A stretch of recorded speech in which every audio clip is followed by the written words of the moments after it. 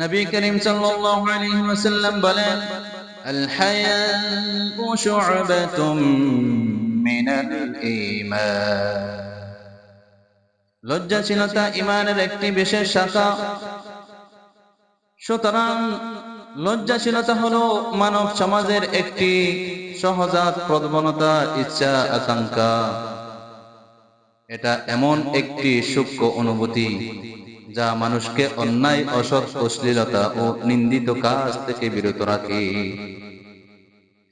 সুতরাং যার মধ্যে এই অনুভূতি যতক্ষণ পর্যন্ত অভাব দেখা দিবে, সে ততক্ষণ পর্যন্ত চরিত্রহীন ও দুষ্কৃতকারী হয়ে থাকে।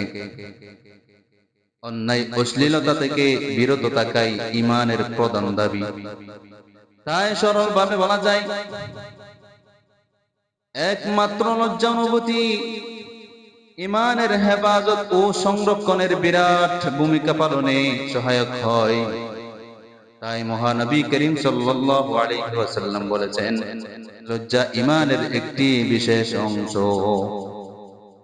সুতরাং আল্লাহ তাআলা আমাদেরকে লজ্জাশীলতা বজায় রেখে ঈমানকে সুন্দর করার তৌফিক দান করুন।